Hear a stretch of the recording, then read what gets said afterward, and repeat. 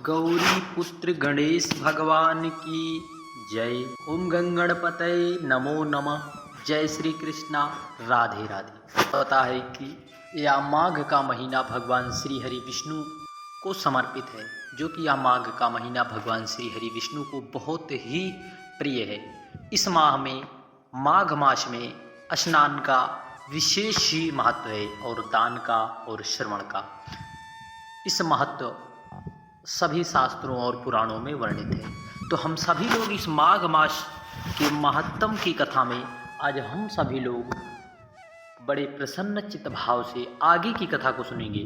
मृगशृंग मुनि के पुत्र मृगकंडू मुनि की काशी यात्रा, काशी का क्या महत्व है तथा माताओं की मुक्ति, यह कथाएं माघ मास महत्तम की बड़ी ही अद्भुत कथा है, जो कि पद्म पुराण में वर्णित यह कथा है। तो आइए हम सभी लोग इसे बड़े ही प्रसन्न चित्त भाव से श्रवण करते हैं।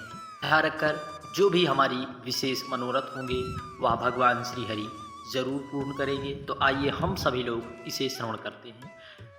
वशिष्ठ जी महाराज दिलीप को कथाओं को क्रम से श्रवण कराते हैं और महाराज दिलीप प्रश्न पे प्रश्न करते हैं ताकि भगवान श्री हरि विष्णु की कितनी कथाओं को श्रवण कर लिया जाए। वशिष्ठ जी कहते हैं, इस प्रकार गृहस्थाश्रम में निवास करते हुए महामुनि मृगशृंग की पत्नी सुव्रता ने समयानुसार एक पुत्र को जन्म दिया। इसके द्वारा पितृ ऋण से छुटकारा पाकर मुनि श्रेष्ठ मृगशृंग ने अपने को कृतार्थ माना और विधि पूर्वक नवजात शिशु का जातकर्म संस्कार किया। वे परम बुद्धिमानी मुनि तीनों काल की बातें जानते थे, अतः उन्होंने पुत्र के भावी कर्म के अनुसार उसका नाम मृगकंडू रखा। शरीर में मृगगण निर्णय होकर कंडूयन करते थे, उसके शरीर में मृगगण निर्भय होकर कंडूयन करते थे, अपना शरीर खुजलाते या रगड़ते थे, इसलिए पिता ने उसका नाम मृगकंडू रखा। मृगकंडू मुनि उत्तम कुल में उत्तम होकर समस्त गुणों के भंडार बन गए थे। उनका शरीर प्रज्वलित अग्नि के समान तेजस्वी था। पिता के द्वारा उपनयन संस्कार हो जाने पर वे ब्रह्मचर्य का पालन करने लगे। उन्होंने पिता के पास रहकर संपूर्ण वेदों का अध्ययन किया। तत्पश्चात गुरु पिता की आज्ञा ले द्वितीय आश्रम को स्वीकार किया। मुग्दल मुनि की कन्या मरुद्युति के साथ मृगकंडू मुनि का विवाह हुआ। तदंतर मृगशृंग मुनि की पत्नी दूसरी पत्नी कमला ने एक उत्तम पुत्र उत्पन्न किया। वह सदाचार, वेदाध्ययन, विद्या और विनय में सबसे उत्तम निकला, इसलिए उसका नाम उत्तम रखा गया। उत्तम मुनि ने भी संपूर्ण वेदों का अध्ययन करके विधि पूर्वक विवाह किया। कामनीय केश कलाप और मनोहर रूप से युक्त कमल के समान विशाल नेत्र तथा कल्याणमय स्वभावशाली कण्व मुनि की कन्या कुशा को उन्होंने पत्नी रूप में ग्रहण किया। बिमला ने भी सुमति नाम से विख्यात पुत्र को जन्म दिया। सुमति भी संपूर्ण वेदों का अध्ययन करके गृहस्थ हुए। उनकी स्त्री का नाम सत्या था। तत्पश्चात सुरसा ने के गर्भ से एक पुत्र का जन्म हुआ, जिसका नाम सुव्रत था। सुरसा कुमार सुव्रत ने संपूर्ण वेदों का अध्ययन समाप्त करके द्वितीय आश्रम में प्रवेश किया। पृथु की पुत्री प्रियवंदा सुव्रत की धर्म पत्नी हुई। पिता ने अपने सभी पुत्रों से पर्याप्त दक्षिणा वाले यज्ञों का अनुष्ठान कराया। वे सभी पुत्र सेवा में संलग्न हो प्रतिदिन पिता का प्रिय करते थे। उत्तम लक्षणों वाली पुत्रवधुओं ने वेदों के पारगामी कल्याणमय पुत्रों तथा उत्तम गुणों वाली धर्म पत्नियों से सेवित हो मृगशृंग मुनि गृहस्थ धर्म का पालन करने लगे। सुमति, उत्तम तथा महात्मा सुव्रत ने पृथक पृथक अनेक पुत्र हुए, जो वेदों के पारगामी विद्वान थे। जब माघ मास आने पर मुनिवर मृगसिंह अपनी धर्मपत्नियों, पुत्रवधुओं, पुत्रों तथा पौत्रों के साथ प्रातःकाल स्नान करते थे। वे एक माघ भी कभी व्यर्थ नहीं जाने देते। माघ आने पर स्नान, दान, शिव की पूजा, व्रत और नियम एक गृहस्थ आश्रम के भूषण है। यह सोचकर वे द्विजश्रेष्ठ प्रत्येक माघ में स्नान किया करते। प्रिय भक्तगणों, इस प्रकार सुख सौभाग्य का अनुभव उनके साथ उन महामुनि ने अपनी धर्मपत्नियों का भार पुत्रों को सौंप दिया और गार्यपत्य अग्नि को अपने आत्मा में स्थापित कर लिया। फिर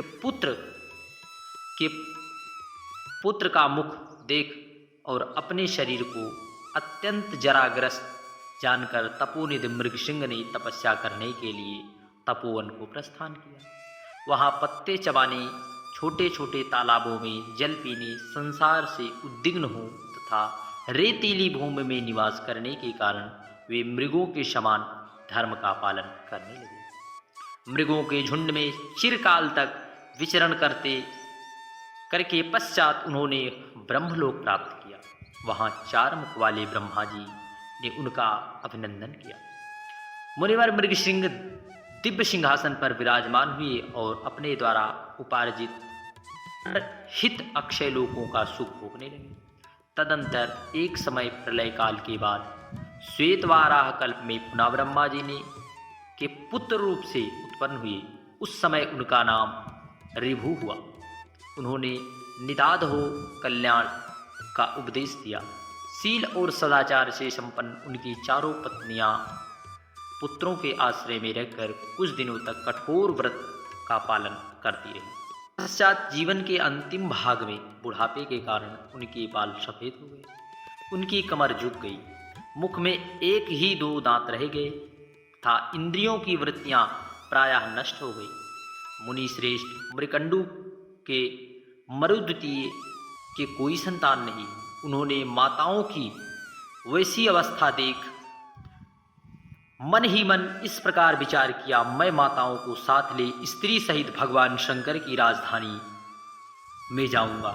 वहां वे मुमूर्ष पुरुष के कानों में तारक मंत्र का उपदेश दिया करते हैं।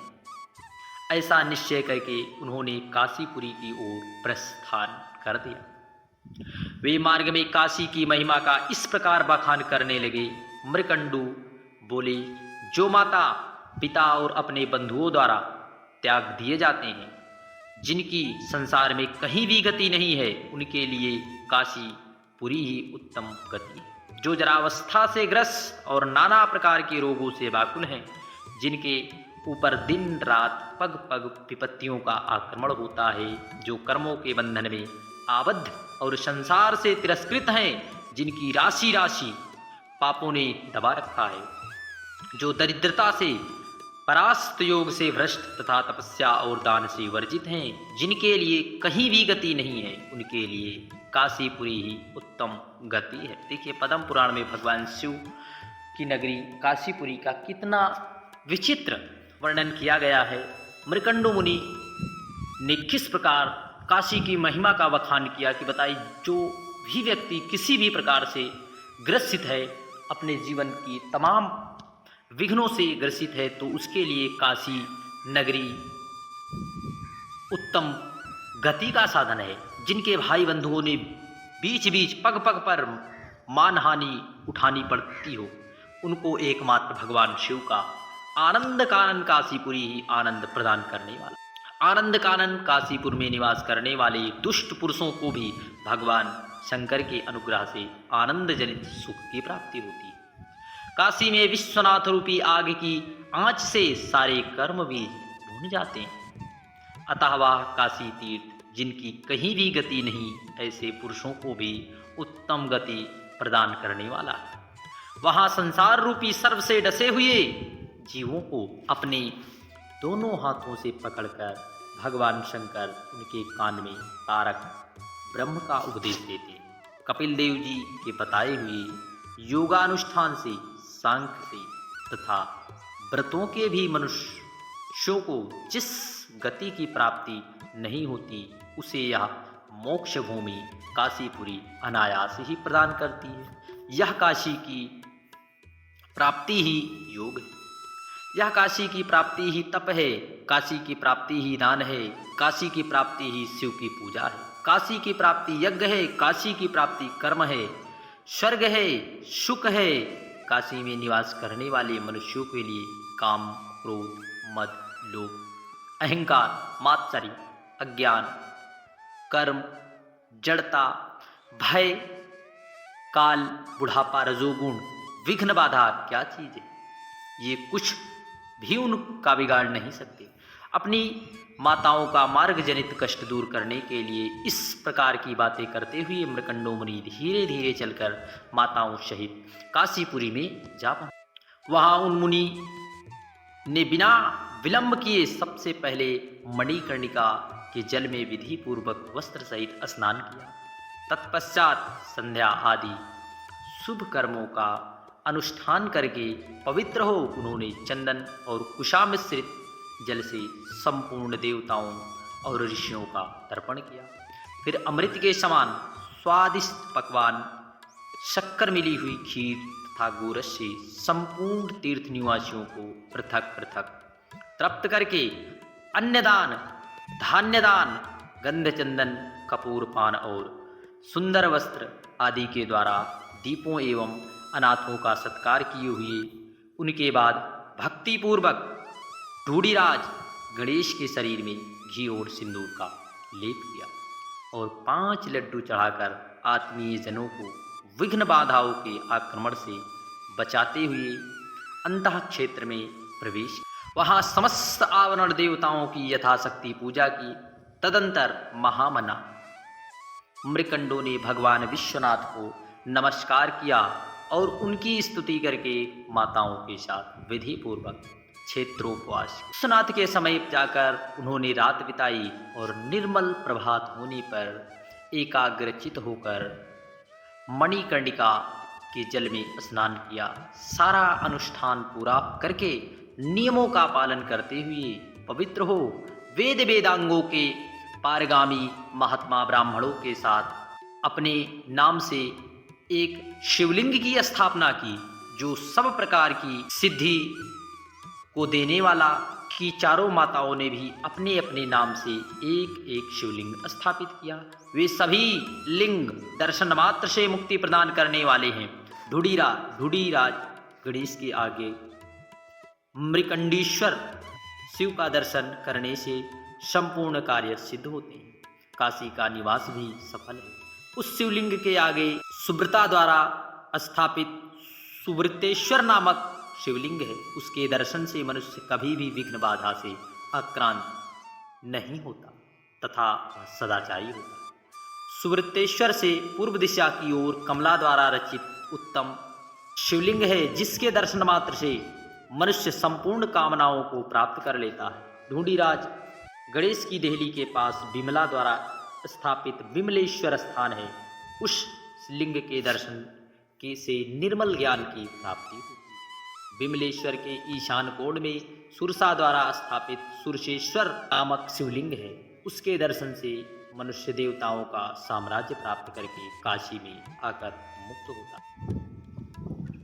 मणिकर्णिका से पश्चिम मरुदुति द्वारा पूजित शिवलिंग है जिसके दर्शन मात्र से मनुष्य से फिर जन्म नहीं लेता। इस प्रकार शिवलिंगों की स्थापना करके वे सब लोग 1 वर्ष तक काशी में ठहरे।